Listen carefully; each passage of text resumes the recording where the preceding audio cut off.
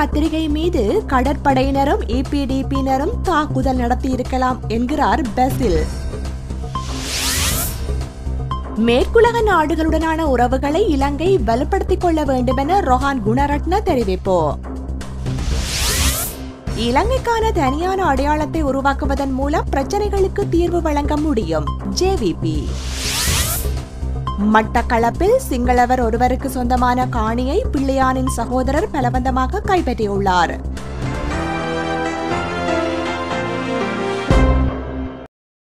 தொடர்வது விரிவான செய்திகள். யாழ்ப்பாணத்திலிருந்து வெளிவரும் உதயன் பத்திரிகையின் மீது கடற்படையினரும் EPDP கட்சி உறுப்பினர்களும் தாக்குதல் நடத்தியிருக்கலாம் என தற்போதைய பொருளாதார அமைச்சர் பெசில் ராஜபக்ஷ தெரிவித்தார் என விக்கிலீக்ஸ் தகவல் வெளியிட்டுள்ளது. கடற்படையினரும் EPDP உறுப்பினர்களும் தாக்குதல் நடத்தியதாக தோன்றுகின்றது என பெசில் குறிப்பிட்டார் என தெரிவிக்கப்பட்டுள்ளது. அமெரிக்க தூதரக அதிகாரிகளினால் அந்த நாட்டு ராஜாங்க திணைக்களத்துக்கு அனுப்பி வைக்கப்பட்ட குறிப்பில் இந்த விடயம் குறிப்பிடப்பட்டுள்ளது. இலங்கைக்கான முன்னாள் அமெரிக்க தூதுவர் ரொபர்டோ பிளேக்குக்கும் அப்போதைய ஜனாதிபதியின் ஆலோசகர் பெசில் ராஜபக்ஷவுக்கும் இடையில் நடைபெற்ற சந்திப்பின் போது இந்த தகவல்கள் பரிமாறிக்கொள்ளப்பட்டன. 2006ஆம் ஆண்டு அக்டோபர் மாதம் 4ஆம் திகதி இந்த குறிப்பு அமெரிக்க ராஜாங்க திணைக்களத்துக்கு அனுப்பி வைக்கப்பட்டுள்ளது. இந்நாள் பிரதி அமைச்சர் விநாயகமூர்த்தி முரளிதரன் மற்றும் அமைச்சர் டக்ளஸ் தேவானந்த ஆகியோரின் தரப்பினர் ஆயுதங்களை பேணி வரலாம் என பெசில் தெரிவித்துள்ளார். அமைப்பு உறுப்பினர்களின் நடவடிக்கைகளை கட்டுப்படுத்துமாறு அரசாங்கம் ஏற்கனவே கோரியிருப்பதாக குறிப்பிட்டுள்ளார். உறுப்பினர்களின் செயற்பாடுகளுக்கு கருணாவும் டக்ளஸ் தேவானந்தவுமே பொறுப்பு என்பதனை தெளிவுபடுத்தியதாக தெரிவித்தார். தமிழீழ விடுதலை புலிகளுக்கு ஆதரவான உதயன் பத்திரிகையை ஆகஸ்ட் மாத நடுப்பகுதியில் கடற்படையினரும் EPDP கட்சியினரும் தீயிட்டு கொளுத்தியிருக்கலாம் என பெசில் ராஜபக்ஷ சந்தேகம் வெளியிட்டுள்ளார். யாழ்ப்பாணத்தின் மனிதாபிமான நிலைமைகள் மேம்படுத்தப்பட்டு வருவதாக பெசில் ராஜபக்ஷ பெருமையுடன் எம்மிடம் தெரிவித்தார் என பிளேக் தமது குறிப்பில் குறிப்பிட்டார். தரை வழியான விநியோக பாதைகள் திறந்து விடப்பட்டுள்ளதாகவும் இதனால் மக்களுக்கு நம்பிக்கை ஏற்பட்டுள்ளதாகவும் பெசில் குறிப்பிட்டார் என பிளேக் மேலும் தெரிவித்துள்ளார். மேற்குலக நாடுகளுடனான உறவுகளை இலங்கை அரசாங்கம் வலுப்படுத்திக் கொள்ள வேண்டுமென சிங்கப்பூர் பல்கலைக்கழக பேராசிரியர் ரோஹான் குணரட்ன தெரிவித்துள்ளார். இந்தியாவுடனான உறவுகளையும் மேலும் வலுப்படுத்திக் கொள்ள வேண்டுமென அவர் வலியுறுத்தியுள்ளார். தமிழீழ விடுதலை புலிகள் மீள ஒருங்கிணைவதை தடுப்பதற்கு இந்தியாவுடனான உறவு மிகவும் அவசியமானது என அவர் சுட்டிக்காட்டியுள்ளார். தமிழக அரசாங்கத்துடனான உறவுகளை முறித்துக் கொள்வது புத்தி சாதுரியமான தீர்மானமாக கருத முடியாது என அவர் குறிப்பிட்டுள்ளார். தமிழீழ விடுதலை புலிகளின் நடவடிக்கைகளை தடுக்கக்கூடிய ஆற்றல் தமிழக அரசாங்கத்திடம் காணப்படுவதாகவும் அவர் தெரிவித்துள்ளார். இந்தியாவை அதிருப்திக்கு உள்ளாக்கும் வகையில் இலங்கை அரசாங்கத்தின் வெளிவிவகார கொள்கை அமையக்கூடாது என அவர் சுட்டிக்காட்டியுள்ளார்.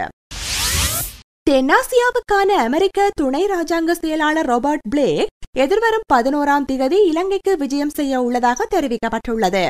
ஐக்கிய நாடுகள் மனித உரிமை பேரவை அமர்வுகளுக்கு முன்னதாக பிளேக் இலங்கைக்கு விஜயம் செய்ய உள்ளதாகவும் இது மிகவும் முக்கியமான விஜயமாக அமையும் எனவும் குறிப்பிடப்பட்டுள்ளது.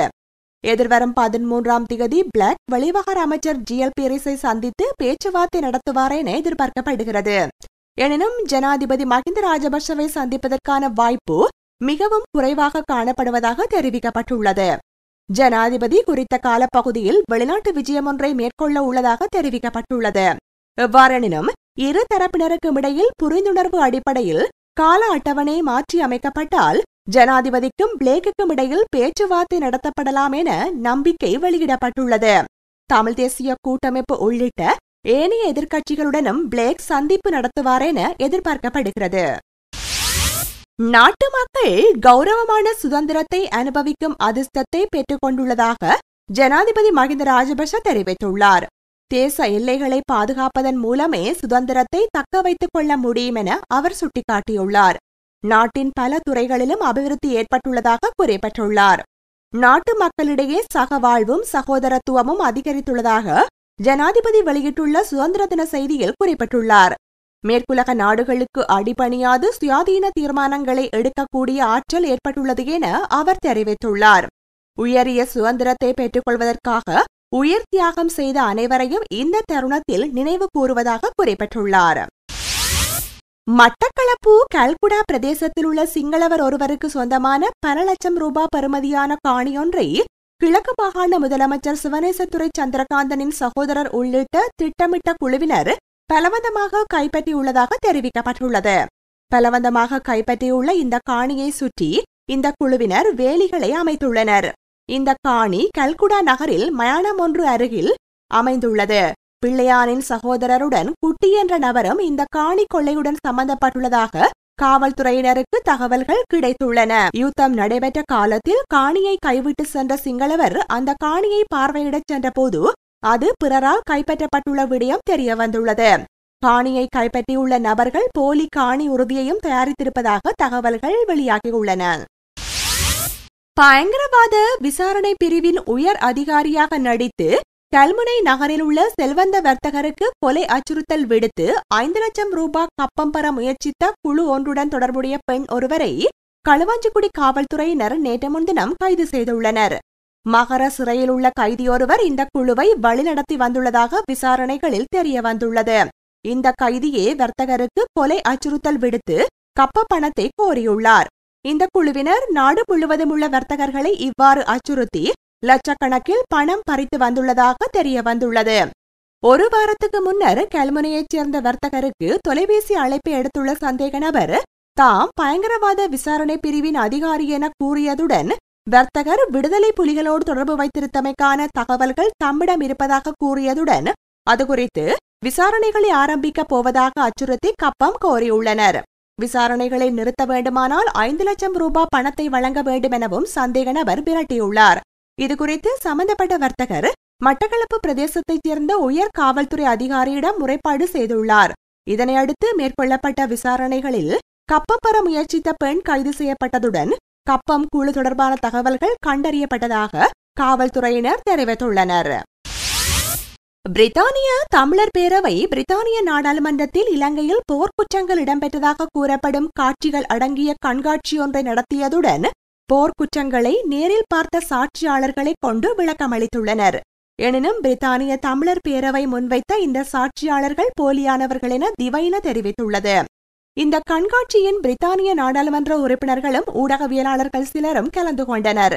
கண்காட்சியில் கலந்து கொண்டவர்கள் யாழ்ப்பாணம் முள்ளிவாய்க்காலில் இலங்கை இராணுவத்தினர் தமிழர்களை கொலை செய்ததாக கூறியதன் மூலம் அவர்கள் தெரிவித்த கருத்துக்கள் பொய்யானது என உறுதியாகி இருப்பதாகவும் திவைன கூறியுள்ளது.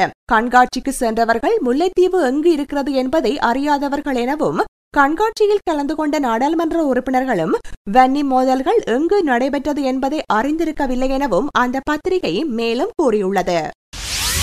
கிழக்கில் தமிழ் குழுக்களால் மேற்கொள்ளப்பட்டு வரும் சிங்களவர்களின் காணிகளை அபகரிக்கும் நடவடிக்கை மற்றும் விகாரைகளில் மேற்கொள்ளப்பட்டு வரும் முறைகேடான நடவடிக்கைகளுக்கு எதிராக குரல் கொடுத்து வந்த மட்டக்களப்பு மங்களராம விகாராதிபதி சுமணதேரருக்கு இனம் தெரியாத நபர்கள் தொடர்ந்தும் கொலை அச்சுறுத்தல் விடுத்து வருவதாக தெரிவிக்கப்பட்டுள்ளது.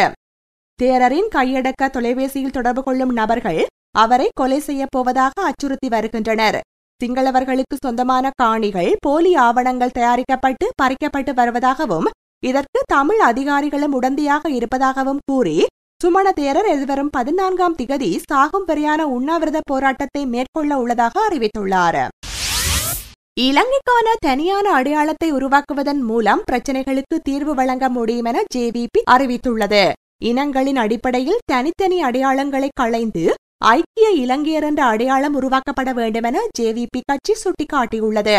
இவ்வாறான ஒரு நடவடிக்கையின் மூலம் நாட்டின் தேசிய இனப்பிரச்சினைக்கு தீர்வு வழங்க முடியும் என தெரிவிக்கப்பட்டுள்ளது.